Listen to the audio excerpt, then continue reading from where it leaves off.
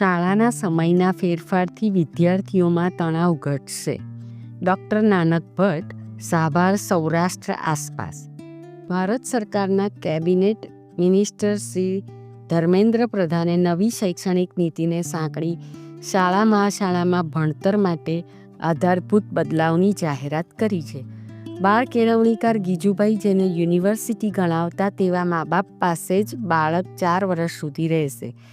તે પછી 5 થી 11 વર્ષનું પ્રાથમિક શિક્ષણ માતૃભાષામાં અને પુસ્તકના ભાર વિના રાખવા નીતિ વિષયક જાહેરાત કરી છે, જે આવકારદાયક છે. પરંતુ નવી શિક્ષણ નીતિમાં શાળાના સમય બાબતે કોઈ દિશા નિર્દેશ નથી. જે ખાટલા ઉપર આ બધી તાકઝાક છે તેના પાયામાં રહેલ વિદ્યાર્થીઓ અને તેના મસ્તિષ્કની સ્થિતિનો પણ વિચાર થવો રહ્યો. કારણ કે હેનરી ફોર્ડ હેલ્થકેર ઇન્સ્ટિટ્યૂટના એક્સપર્ટ થોમસ રોયના તાજેતરના સંશોધન અહેવાલમાં જણાવાયું છે કે માણસ માટે છેલ્લા 3.5 કલાક સૌથી વધુ તાજગીપૂર્ણ હોય છે ઊંઘના. અને આપણા સૌનો અનુભવ પણ એવો રહ્યો છે કે વહેલી પરોઢની ઘસઘસાટ ઊંઘ પછીની સવાર આનંદદાયક અહેસાસ આપી જાય છે.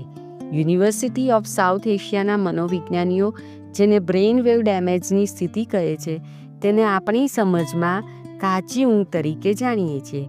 આવી અધૂરી નિંદ્રા એટલે રાત્રે 10:30, 11 પથારીમાં સૂવા જતા વિદ્યાર્થીને સવારે 8 પહેલાં જગાડી દઈને શાળા માટે તૈયાર કરી વાહનમાં બેસાડી દેવામાં આવે છે.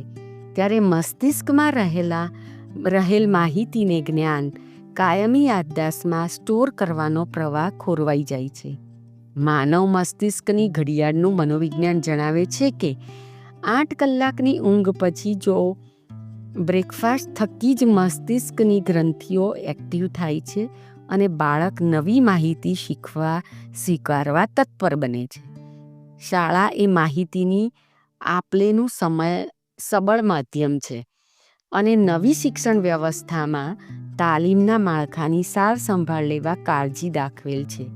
પરંતુ શાળાની 4 દિવાલો વચ્ચે રહેતા વિદ્યાર્થીના મન પ્રત્યે કાળજી લેવાઈ નથી. સવારની અધૂરી ઊંઘમાં બાળકને જગાડી પોષણયુક્ત આહાર આપ્યા વિના જ સવારે 6:30 શાળા માટે ધકેલી આપનાર મા બાપ માટે ચેતવણીરૂપ સંશોધન કરતા પેન્સિલ્વેનિયાના મનોવૈજ્ઞાનિક લોરેન વુડી જણાવે છે કે કિશોરાવસ્થામાં શરીરની સ્થૂળતા અને ડાયાબિટીસના લક્ષણોનું એક મુખ્ય કારણ બ્રેઇન અને લીવરના સંયોજનની ખામી છે. માનવ મસ્તિષ્કની આંતરિક ઘડિયાળ ખોરવાઈ જવાના લીધે વિદ્યાર્થીઓની ગ્રહણ શક્તિ અને વિષયલક્ષી સ્થિરતા ઘટી જાય છે. સાથોસાથ શારીરિક ક્ષમતા પણ નબળી પડતી જાય છે. શિક્ષણના માધ્યમથી નવી પેઢી જવાબદાર બને અને નવી શિક્ષણ નીતિના સહારે યુવાનો આત્મનિર્ભર બને તેવા સુચારુ ઉદ્દેશ્યને આગળ કરવા માળખાકીય સાથે શાળા સમયને જોડવું હવે અનિવાર્ય બન્યું છે. શાળામાં બાળકોના બદલાતા વર્તન અંગે જવાહરલાલ નહેરુ યુનિવર્સિટીના શિક્ષણ વિભાગના 800 શિક્ષકો સાથેના ઇન્ટરવ્યૂથી ફલિત થાય છે કે નવી પેઢીમાં જોવા મળતી અસહિષ્ણુતાનું કારણ પ્રવર્તમાન સામાજિક વ્યવસ્થા છે. શહેરીકરણ અને નાના ઘરો વચ્ચે માતા પિતાને મળવી જોઈતી પ્રાઇવસીનો અભાવ, અસહ્ય મોંઘવારી વચ્ચે જરૂરિયાતોને પહોંચી વળવા માતા પિતા બંનેની આર્થિક પ્રવૃત્તિઓ, અંગ્રેજી માધ્યમના બજારૂ પ્રભાવ સાથે પ્રચલિત મોંઘી શિક્ષણ વ્યવસ્થા, શહેરીકરણ અને ગીચ આવાસોના લીધે કિશોર અવસ્થાના શારીરિક વિકાસ માટે અનિવાર્ય મેદાની રમતો અને સર્જનાત્મક પ્રવૃત્તિઓનો ઘટતો અવકાશ સાથોસાથ ટીવી, મોબાઈલ જેવી ડિજિટલ અરેસ્ટની પરિસ્થિતિ વચ્ચે બાળકો સાથેના મા બાપના પ્રત્યક્ષ આદાન પ્રદાનના સમયમાં ઘટાડાના લીધે આજે ભારત જેવા 8,000 વર્ષની સાંસ્કૃતિક ધરોહર ધરાવતા દેશમાં પણ સામાજિક મૂલ્યોનું માળખું તૂટી રહ્યાનું સ્પષ્ટ રીતે જોવા મળે છે. નવી પેઢી વારસામાં સંસ્કાર ગ્રહણ કરી રહી નથી.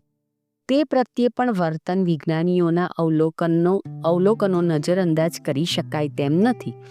અને આવી પ્રતિકૂળ પરિસ્થિતિમાં શાળાનો સમય વધુ બગાડ કરનાર સાબિત થઈ રહ્યા છે અને પરિણામે શિક્ષણમાં થતું આર્થિક રોકાણ પરિણામલક્ષી બની રહ્યું નથી. એટલું જ નહીં, પણ ગ્રેજ્યુએટ કે પોસ્ટ ગ્રેજ્યુએશન જ સ્વયં લાયકાત રહેતી, તેના સાથે સરકારે જીપીએસસી, યુપીએસસી, ટેટ પ્રકારે આખી આલ્ફાબેટ સમાઈ જાય તેવી પરીક્ષાઓ વિદ્યાર્થીઓ પાસ કરે તેવી વ્યવસ્થાઓ વિકસાવવી પડી છે. ત્યારે ઉપાય હવે શાળાઓનો સમય સવારે 10થી 3નો કરવો રહ્યો. દેશના આઈટી હબ ગણાતા બેંગલુરુ અને હૈદરાબાદમાં આ પ્રયોગ થકી દેશના અન્ય રાજ્યો કરતાં કર્ણાટક, આંધ્ર અને કેરળમાં વિદ્યાર્થીઓના આઈક્યુમાં સરેરાશ 7% વધારો જોવા મળ્યો છે.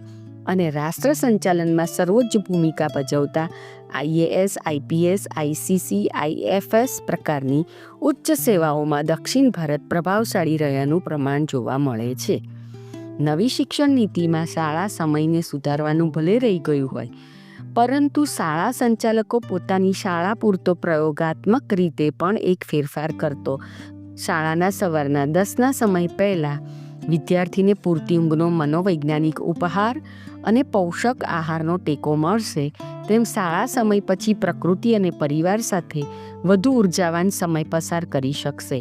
કદાચ વહીવટી પ્રતિકૂળતા સપાટી ઉપર દેખાશે, પરંતુ બાળકના હિત ખાતર શિક્ષણ સંસ્થાઓ વિચારે તેવી પ્રાર્થના છે. અસ્તુ.